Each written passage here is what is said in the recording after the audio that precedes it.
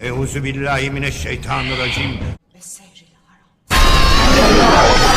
Halo guys, welcome back to my YouTube channel. Kali ini saya akan merangkum alur cerita yang di request dari teman-teman di komen video saya. User Raden Andi, yaitu film Sicin.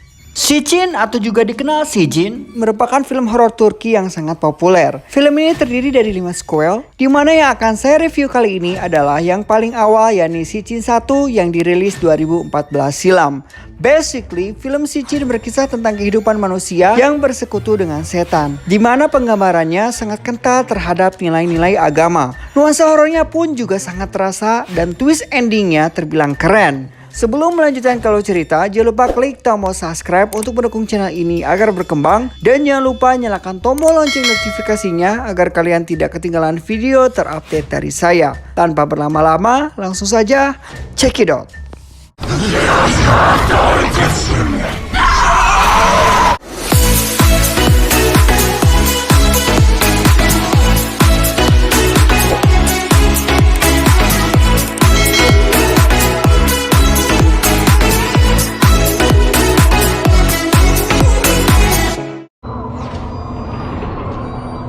Film dibuka dengan dua orang gadis yang sedang duduk di ruang tunggu. Mereka adalah Aznur dan temannya kita sebut Ana. Mereka mendatangi seorang dukun bernama Insan untuk bertanya apakah Aznur bisa menikah dengan sepupunya Kudret. Setelah mereka masuk dan bertemu dengan sang dukun bernama Insan, Aznur menceritakan bahwa dirinya mencintai sepupunya yaitu Kudret. Tapi Kudret tidak menyukainya. Lalu, dukun merapal mantra dan memanggil jin untuk bertanya. Jin merasuki temannya Aznur dan memberitahu Aznur kalau Kudret bukan lelaki yang tepat untuk dirinya. Bahwa Kudret adalah pembawa petaka untuk Aznur. Setelah Jin pergi, dukun Insan mengingatkan Aznur agar menjauhi Kudret karena Kudret akan menjadi penyebab kematian Aznur. 12 tahun kemudian, Aznur tidak mendengar nasihat dukun. Dia tetap berhubungan dengan Kudret sampai hamil. Kudret menolak untuk bertanggung jawab, keduanya lalu bertengkar. Dengan lepas kendali, Kudret menampar Aznur hingga terjatuh. Kudret pun mengatakan, "Aku tahu semua yang kau rencanakan. Kau sengaja hamil supaya aku menikahimu." Tanpa disadari, terjadi pendarahan pada Aznur dan Kudret meminta temannya untuk membawa Aznur pergi ke rumah sakit. Sampai di sana, Aznur keguguran. Kudret menemui Aznur dan memintanya untuk tidak menemuinya lagi. Aznur menolak, dia berkata kalau ia sangat mencintai Kudret. Kudret tak peduli, dia tetap tak mau berhubungan dengan Aznur lagi. Bahkan, Kudret mengancam jika masih mengganggunya, aku akan mengadu kepada ayahmu. Usut punya usut, Aznur adalah seorang janda. Suaminya diceritakan sudah meninggal beberapa tahun silam. Dengan kesendiriannya, ia terus mengejar Kudret. Kudret mempunyai seorang istri yang baik bernama Nisa dan seorang anak perempuan yang buta sejak lahir yaitu Seida. Sehari-hari Nisa juga mengurus ibunya yang lumpuh total dengan penuh kasih sayang. Nisa tidak tahu kalau Kudret berselingkuh dengan Aznur karena Aznur masih sepupu Kudret. Malam harinya Seida datang ke kamar Kudret. Tak ki ben de görebileyim senin gibi. Ternyata itu hanyalah mimpi. Seida meminta tolong ayahnya untuk memasangkan kedua bola matanya. Ia pun bergegas ke kamar Seida untuk memastikan anaknya baik-baik saja. Bitti. Allah'ın cezası köpek. Tidak terima ditolak Kudret, Aznur pergi menemui dukun yang sama yang pernah ia temui 12 tahun yang lalu. Aznur ingin mendapatkan Kudret dengan cara apapun, termasuk membunuh Nisa. Dukun Insan mendukung niat Aznur. Dia akan mengirim santet mantra babi pada Nisa. Dukun akan memanggil jin yang paling dibenci oleh umat Islam, jin dari suku Azhar, untuk merasuki Nisa dan menawan sukmanya. Mantra babi adalah santet yang sangat hebat dan kejam. Dukun meyakinkan Aznur bahwa sebelum hari kelima, Nisa dan orang-orang yang memiliki ikatan darah dengannya akan mati dan semua keturunannya akan musnah. Untuk melakukan santet itu, dukun butuh sampel DNA Nisa, bisa berupa air liur, rambut, kuku, atau darah. Selain itu, foto Nisa sangat diperlukan untuk mantra. Dukun itu menambahkan kembali, aku akan tulis ayat-ayat pada tulang kaki mayat yang baru meninggal. Dari percakapan dukun tersebut, dia akan menistakan agama Islam. Saat di pagi hari, Seida menangis. menangis dan mengatakan kepada sang ibu bahwa telah terjadi sesuatu buruk padanya. Dan berjanjilah ibu tidak akan memberitahu ayah. Singkat cerita, dukun itu pun menyembelih babi hutan dan pergi ke kuburan bersama sang asisten. Kini dia menemukan kuburan baru dengan perlahan ia menggalinya. Sang asisten membaca mantra, sementara sang dukun mengangkut mayat yang masih dibalut dengan kain kafan putih.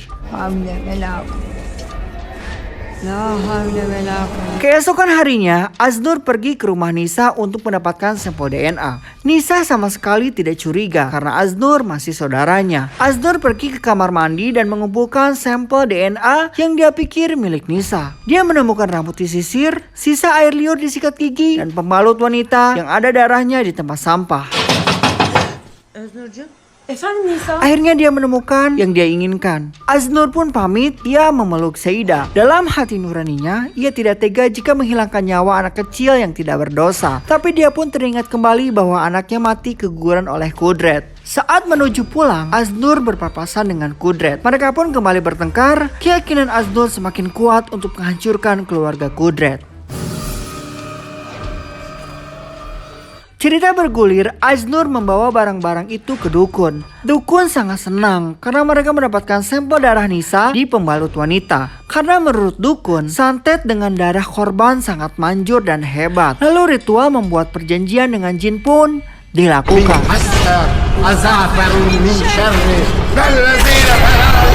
Dan sang jin mengabulkan doa mereka. Sejak saat itu, hari-hari berubah menjadi mengerikan untuk Nisa. Kejadian-kejadian tidak masuk akal pun mulai terjadi. Di malam pertama saat ia sedang sholat,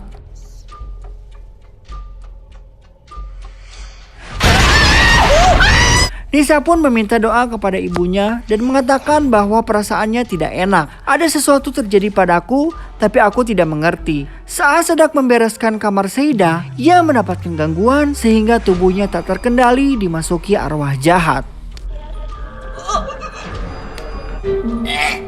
Nisa memberitahu hal-hal mengerikan yang dialaminya, tapi Kudret tidak percaya. Kudret menuduh Nisa sudah gila. Keesokan hari, Nisa menjalankan rutinitas seperti sedia kala merawat sang ibu. Puncaknya adalah ketika ibu Nisa yang lumpuh tiba-tiba bisa berjalan dan bunuh diri dengan menyiram kepalanya dengan air mendidih. Malam harinya di rumah Nisa diadakan pengajian tahlilan. Nisa sangat terpukul atas kepergian sang ibu. Ia tak mengerti kenapa semuanya bisa terjadi begitu cepat. Setelah ibu mertua dikuburkan, Kudret mendapati rumah beserta isinya berubah menjadi asing. Ternyata Kudret mengalami gangguan gaib.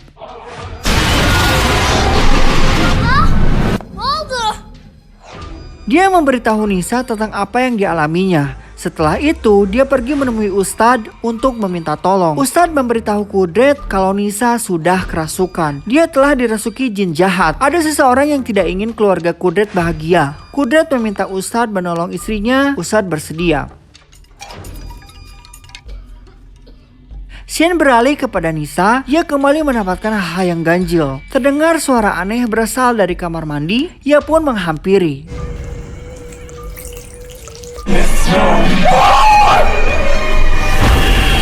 Nisa beralih ke kamar dan berdoa. Di sisi lain, anehnya, Aznur pun mendapatkan gangguan. Pertama, dia melihat penampakan suaminya bernama Ali Ismail dengan wajah berlumuran darah. Ali Ismail berkata kalau perselingkuhan Aznur dan Kudretlah yang membuatnya bunuh diri. Yang kedua, saat Aznur selesai mandi, tiba-tiba mati lampu. Ia pun hanya bisa mengandalkan sebuah lilin untuk penerangan. Dia didatangi sosok Nisa yang sangat menyeramkan. Aznur segera menelepon dukun. Dukun bertanya apakah Aznur ada hubungan darah dengan Nisa. Aznur menyangkal. Dukun menyuruh Aznur tenang karena yang akan mati hanyalah Nisa dan orang yang punya ikatan darah dengannya. Ibu mertua Aznur mendengar percakapan Aznur dengan dukun dengan sangat kaget. Dia cepat-cepat menemui Kudret untuk memberitahukan perbuatan Aznur pada Nisa. Cerita bergulir, Nisa kembali dirasuki jin jahat. Dirinya hendak dikendalikan dan bunuh diri. Akan tetapi berhasil diselamatkan oleh Kudret. Kudret segera membawa Nisa menemui Ustadz. Seda ingin ikut, tapi dilarang oleh Kudret. Azdur yang sedang makan, makanan di piringnya berubah menjadi lintah dalam kuah darah. Azdur hendak menelepon dukun, tapi tiba-tiba tubuhnya menegang, tulangnya berderak, dan tubuhnya terbanting di lantai.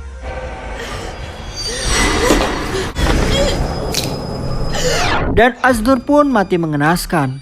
Di malam kelima, Ustadz segera meruqyah Nisa. Ternyata tidak mempan sama sekali. Mineşşeytanirracim. Bismillahirrahmanirrahim. Nisa menyelang Kudret dan akan membunuhnya. Ustadz menangkap Nisa dan mengikatkan di kursi. Lalu Ustadz memukul kepala Nisa dengan kayu sampai Nisa tak berkutik lagi.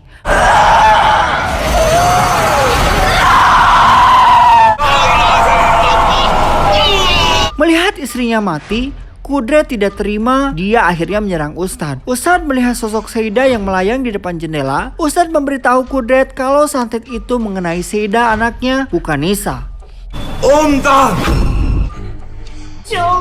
Kilas balik memperlihatkan bahwa Azdur telah salah mengambil sampel DNA. Pembalut wanita yang penuh darah itu bukan milik Nisa, melainkan milik Seda yang baru pertama kali mendapatkan menstruasi. Kesalahan itu berakibat fatal karena santet yang dikirim dukun adalah untuk membunuh korban dan orang-orang yang punya ikatan darah dengannya. Santet mengenai Seda, maka sebagai bibi, Azdur ikut termasuk di dalamnya bersama Kudret, Nisa, dan nenek Seda. Film pun selesai. Anyway, terima kasih user Raden Andi sudah merequest review film. Untuk teman-teman yang mau request juga film apa yang mau saya review, silahkan tulis di kolom komen ya. Saya doakan kalian semoga rezekinya lancar dan sehat selalu. Untuk video selanjutnya, saya akan segera merangkum kembali film-film horor yang lebih seru tentunya. Saya ingatkan kembali, jangan lupa videonya di-share ke teman-teman atau keluarga kalian. Siapa tahu mereka menjadi ikut terhibur dengan video yang saya suguhkan. Thank you for watching. Sampai ketemu di next video. See you next time. Wassalam.